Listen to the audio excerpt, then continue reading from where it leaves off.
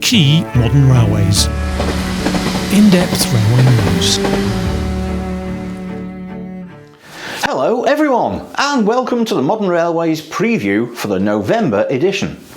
It's autumn, the rail-led treatment trains are out there, and the countryside echoes to the sound of wheel flats. The season of mists, mellow fruitfulness and special timetables is with us. However, carrying on regardless, Modern Railways is here again, and to run through some of the features coming up, here is the editor, Philip Sherratt, who, I must say, is rather dressed up this time, because it's Innovation Awards time. Over to you, Philip. Thanks, Ian.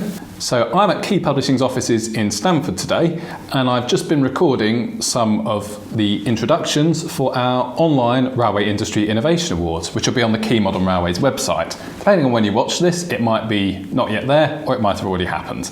But there'll be more on that in the December issue of the magazine. But I'm here to talk to you about the November issue, which is our Scottish special. And those of us south of the border always look quite enviously at developments up in Scotland, where there's a very positive outlook to the railways. And what we've learned in researching and putting together this issue shows that that is no different. Clearly there have been challenges. Obviously there's the coronavirus crisis, and there's obviously also the derailment at Stonehaven, the tragic accident on the 12th of August, and the fallout from that to deal with. But looking forward to the future, Scotland has a very positive outlook on decarbonisation. The Scottish Government's published a rail decarbonisation plan which sets clear targets for what it wants to achieve, and there's a lot to discuss around that. Obviously, a particular challenge with COVID is what the railway is going to look like. So, in freight terms, the prospects in Scotland are good. We've had a couple of new services starting up this summer as trials, and Network Rail has a target to increase freight volumes within Scotland. So hopefully a positive outlook for freight. For passenger, it's more challenging as we don't know what demand's going to look like, and commuting is likely to play a less significant role. But Scotland is looking at leisure and tourism and how the railway's passenger volumes might change and might be bringing different people on board. Connected with that, you'll see on the front cover of the magazine is the first of ScotRail's 5 Class 153s it's converting to carry cycles and large luggage for use on routes in the Highlands.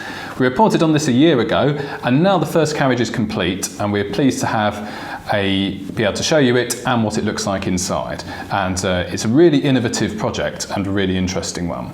And connected with the Highlands, we've also got an article, a feature specifically looking at what's happening on some of the Highland routes. And there's some quite interesting developments in prospect there. And then lastly for Scotland, we also have a report on the Glasgow subway, where new trains and new signalling are being introduced. And we've got a progress update on that. Away from the Scottish bits of the magazine, we have an update from Viva Rail. Some of you may have seen a video with Adrian Shooter talking about what the company is doing, which went out a few weeks ago. So now you get to read the article that goes alongside that in the magazine. And Viva Rail does have a particular interest in Scotland. We also have our article on December timetable changes. A bit of guesswork here. We don't know how things are going to go with COVID and what might happen, but there are some quite interesting plans nonetheless for December as to changes some operators are making. So we've got our review of those. There's much more besides that in the magazine, all the regular news and features, which I won't go into in detail, but I hope that's been a useful summary for you. So you can get the magazine in all the usual places, online, in the shops, and you can subscribe. So I'll hand back to Ian. Thanks very much, and we'll see you next month. Thank you, Philip. Lots of interesting stuff. Very smart too. Now then, what's coming up from our man with the informed sources, Roger Ford? He's actually tackling something close to my heart, which is how long it takes to clear up after incidents. And as you might expect, he's got proper data on it. Roger, let's hear it. This month's column starts with a review of the time taken to reopen main lines after major accidents. This goes back to something I first wrote about in the year 2000 after the Hatfield derailment, when it took 17 days to open the East Coast Main Line. This time I've gone into much more detail, studying accidents going back to 1944 and up to the present day. I'm sure you've realised that the reason for this return to the subject is the time being taken to reopen the Dundee-Aberdeen main line following the Carmont derailment. My best estimate is that this will not reopen until early November, which will be about 80 days of closure. In the article, in addition to looking at how this has come about, I particularly focus on the role of the police at the accident scene, where it is now assumed that a major accident is a scene of crime, which of course delays the time the investigators and the Network Rail and the operators can get in to start recovering. The second item is a complex political one. It's what's happening to the train operating companies during lockdown. When lockdown started, the Department for Transport introduced emergency measures agreements, or EMAs.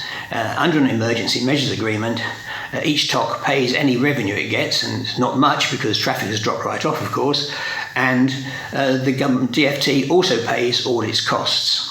Those ran out in September and have been replaced by Emergency Recovery Measures Agreements, or ERMAs for short, and under these it's a similar situation, although the management fee is much smaller and there's a bigger incentive to actually try and get revenue in. However, there's much more to ERMAs than meets the eye, and a political battle is building up. The Treasury is pressurising the Department for Transport to get as much money back from the TOCs as it can, and what it's doing is transition payments. The theory is that if the coronavirus crisis hadn't happened, would the TOC have gone bust in this alternative universe? And if it was going to go bust, DFT wants all the money that the owning group would have had to put in to keep it going until it defaulted. This could end up in the courts. It's quite an interesting subject. I've got a table showing the situation for all of the TOCs, of what's likely to happen, and could determine a lot of the railway. Significantly, Cross Country has been granted yet another acronym called an OCFA, which is an operating contract franchise agreement, and that runs for 3 years. So there's no one-size-fits-all solution, but there could be a messy court battle ahead. And finally, we have Tin Watch. Now, one of the criticisms of Tin Watch is that it's if you want to see how things are improving, you have to go back through the back numbers. A couple of issues back, I tried to produce bathtub curves, and that was all right. But what I've done this time is review how they've improved, how each fleet has improved over the past 6 months. And I've produced charts for this, which in some cases will produce a lot of shouts of joy, and in other cases not so much happiness. I've also put in one graph. I wanted to get a graph to show how it should happen, how a fleet should improve month by month. It took a long time, but I eventually found one, and you'll be surprised which manufacturer has provided what I was looking for. That's all for this month, and I hope you enjoy the magazine. Thank you, Roger. Now, onto my Pan Up column.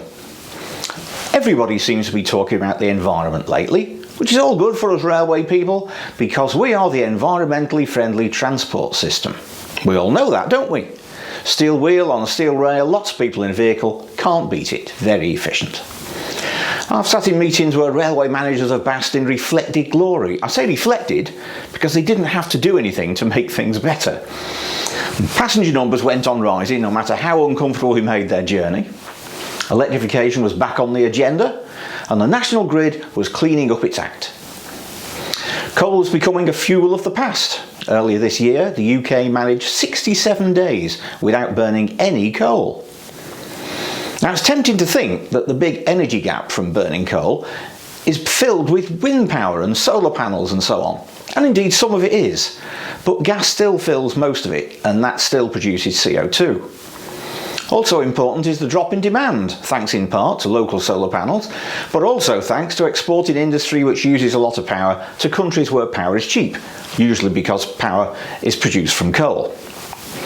Actually, there is a long way to go in decarbonising the grid, and the figures, along with a few graphs, are in the magazine.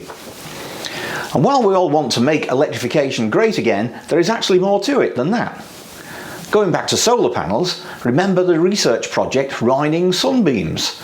That was where you put a load of solar panels in the car park at Aldershot and directly fed the passing trains with the power produced. I watched a video of 8 Cardi Zeros accelerating past the solar panels and thought, Well, I wasn't convinced, put it that way. Doing a few sums showed that the trains were still mainly using the standard power supply from the substation, with the solar panels taking some of the load, but not very much. Now, the project has received some commercial funding. Yes, a real company is backing it, so I thought I'd try to find out why. It turns out it's not such a bad idea after all. It's just that name really, Riding Sunbeams. It makes it sound like the sort of thing kids come up with if you ask them to design a train of the future. You know, few solar panels on the roof and off you go at 300 miles an hour. But once you realise that the solar energy is only ever going to play a small part, it doesn't seem such a bad idea. And there are more advantages than you'd think. My article is in two parts this month. The second part is also on an environmental theme. This is all about the Network Rail new environmental strategy document. As I said at the beginning, it's autumn again, so we're fighting the usual battles against slippery fallen leaves. A couple of months ago, Sheffield University concluded a project that showed the slippery rails in autumn were down to squash leaves on the track. Who knew? Still, come the autumn storms, there will be trees blocking the lines all over the place and occasionally trains running into them. The problem keeps getting worse year on year. In fact, collisions with trees went up 4 times in the last year according to ORR figures. So you're wanting to know Network Rail's policy? Well, suffice to say it isn't the same as mine. Stand by for a good rant. I feel better for it and I hope you will too. That's it for this month. We hope you enjoy reading the magazine. See you again for the December preview. Yes, December. Doesn't it go quick when you're enjoying yourself? And I suppose somebody must be. By the way, if there are any fans of the superannuated anoraks out there, we're not going anywhere just yet because, well, you know those COVID age profile graphs they show you in medical briefings? Well, we're all in the bad one, so we're staying put. Maybe I'll do a best of like they keep doing on TV just to keep things turning. We'll see. Anyway, see you next month. Enjoy the magazine. Visit www.keymodernrailways.com for more interesting and essential information about the British Railway Network.